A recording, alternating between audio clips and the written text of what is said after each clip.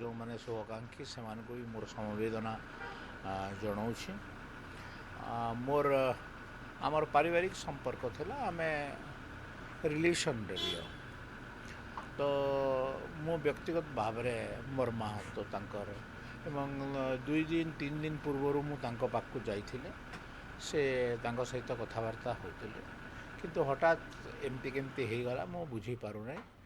ଆଉ ତାଙ୍କର ଆତ୍ମାକୁ ଭଗବାନ ଶାନ୍ତି କରନ୍ତୁ, ଶାନ୍ତ କରନ୍ତୁ, ଏତିକି ପ୍ରାର୍ଥନା ମୁଁ କରୁଛି। ସାର୍ ଆପଣ ଯେଉଁ କଥାକୁ ନେଇ କହନ୍ତି ଯେ ରାମଚନ୍ଦ୍ର କାଟାମୀ କହୁଥିଲେ ବର୍ତ୍ତମାନ ଯେ ଆମେମାନେ ବହୁତ ଅସୁବିଧାରେ ରହୁଛୁ, କିନ୍ତୁ ସରକାର ଆମର ଦରମା ବଢ଼େଇଲେ ପୁଣି କହୁଛନ୍ତି କମେଇବେ, ଇଏ ଗୋଟେ ବିଚାର କରିବେ, କିଛି ଆବଶ୍ୟକ ନାହିଁ କମେଇବାର ସେ କହୁଛନ୍ତି।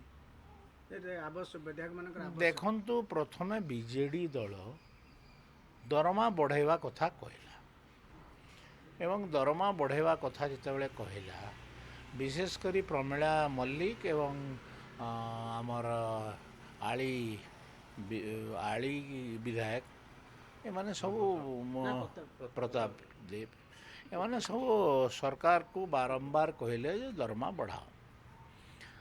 ତ ଦରମା ବଢ଼ାଗଲା ପରେ ଆପଣମାନେ ଆମକୁ ଆକ୍ରମଣ କଲେ।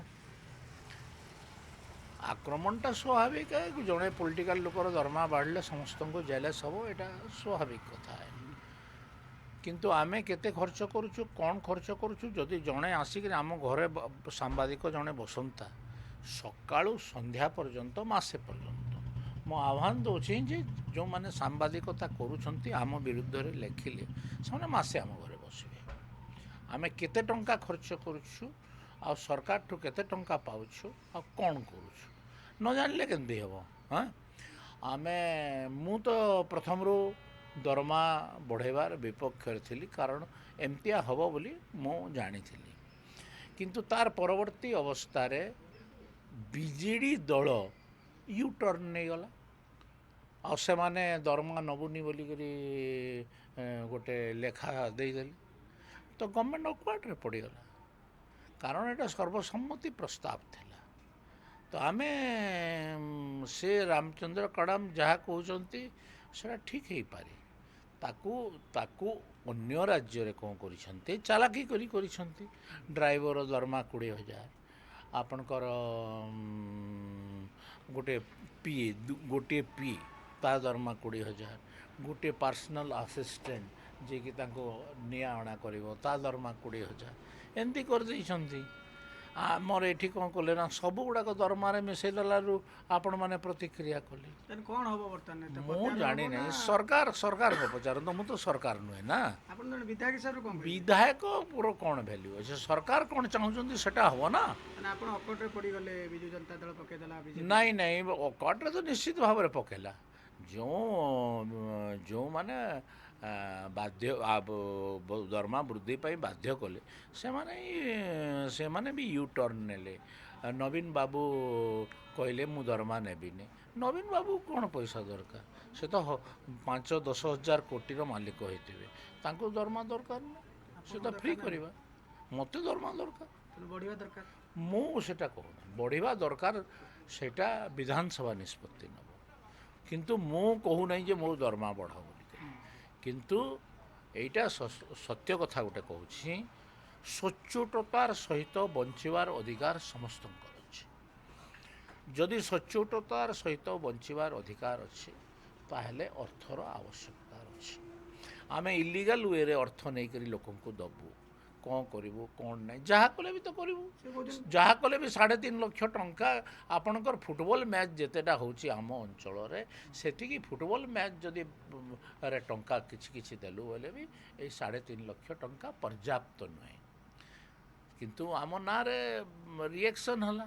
ମୁଁ ଗୋଟେ କଥାଟେ କହିଥିଲି ଯେ ଆମ ଘରକୁ ଯେତେ ଲୋକ ଆସୁଛନ୍ତି, କମ୍ ସେ କମ୍ ଗୋଟିଏ କପ୍ ଚା ଯଦି ମୁଁ ଦେବି, ତାହେଲେ ତାର ଖର୍ଚ୍ଚ ମାସିକ 1,00,000 ଟଙ୍କା ହେବ, ମାସିକ କହିଥିଲି। ଏବଂ ଜୟନାରାୟଣ ମିଶ୍ର 1,00,000 ଟଙ୍କାର ଚା ପିଅନ୍ତି ବୋଲିକରି ଆପଣମାନେ ବାହାର କଲେ, ମୁଁ କ'ଣ କରିପାରିବି? ଆପଣମାନଙ୍କର ହାତରେ ମାସ୍ ମିଡ଼ିଆ ଥିବାରୁ ଆପଣ ଯାହାକୁ ଯାହା ଚିତ୍ରଣ କରିଦେଇପାରିଲେ। କିନ୍ତୁ ସାର୍ ବର୍ତ୍ତମାନ କହୁଛି ଏହି ସେସନ୍, ବଜେଟ୍ ସେସନ୍ ଯେହେତୁ, ସେ କହୁଛନ୍ତି ଯେ ଆପଣ କ'ଣ ନିଷ୍ପତ୍ତି ନେବେ, ଆପଣ ସରକାର ନିଷ୍ପତ୍ତି ନେଇପାରୁନାହାନ୍ତି। ସରକାର କ'ଣ ନିଷ୍ପତ୍ତି ନେବେ ସେଟା ତ ମୁଁ କହିପାରିବିନି ନା। ସରକାର ଯାହା ନିଷ୍ପତ୍ତି ଦେବେ ଆମେ ସରକାରୀ ବିଧାୟକ ହେଇଥିବାରୁ ଆମେ ତାକୁ ସମର୍ଥନ କରିବୁ ଆଉ ଆମର ପାଖରେ କିଛି ଚାରା ନାହିଁ। ଯଦି ଦରମା ବଢ଼ିବା କଥା କହିବ ପବ୍ଲିକରେ ଆପଣ ଆମକୁ ଚିତ୍ରଣ କରିବେ ଆମେ ପଇସା ଲୋଭି ବୋଲିକରି, ଆଉ ଯଦି କମ୍ ପଇସା ହେଲେ ଚଳିବ ବୋଲି କହିବୁ ସେଟା ଭିତରେ ବିଧାୟକମାନେ ଆମକୁ ମାଡ଼ି ବସୁଛନ୍ତି। ତ ମୁଁ କହିପାରିବିନି ଆଉ ଅନ୍ୟାନ୍ୟ ରାଜ୍ୟର ସେମାନେ ତରିକା ମାନେ ଦେଖୁଛନ୍ତି। ଆମ ରାଜ୍ୟରୁ ଆହୁରି 5ଟା ରାଜ୍ୟର ଦରମା ବେଶୀ ଥିଲା, କିନ୍ତୁ ଆପଣମାନେ ଲେଖିଲେ ଯେ ଭାରତବର୍ଷରେ ଆମେ ସବୁଥିରୁ ଅଧିକ ଟଙ୍କା ଆମେ ନେଉଛୁ ବୋଲିକରି, କିନ୍ତୁ ଦିଲ୍ଲୀ ଆମଠୁ ଅଧିକା ନେଲା, ଗୋଆ ଆମଠୁ ଅଧିକା ନେଉଛି, ଅନେକ ରାଜ୍ୟ ଆମଠୁ ଅଧିକା ନେଉଥିଲେ ସେଇ ଯେଉଁ ବ୍ୟବସ୍ଥା ଅନୁସାରେ, କିନ୍ତୁ ଆପଣମାନେ ଲେଖିଲେ ଯେ ଆମେ ଭାରତର ସବୁଥିରୁ ଅଧିକ ବୋଲିକରି। ଏ ଭୁଲ ତଥ୍ୟକୁ ଅନ୍ୟମାନେ କାଉଣ୍ଟର କରିବା କଥା, କିନ୍ତୁ କେହି କଲେ ନାହିଁ ଫଳରେ ଏସବୁ ସମସ୍ୟା ସୃଷ୍ଟି ହେଲା। ଜନ ଆକ୍ରୋଶ ବି ଦେଖାଗଲା।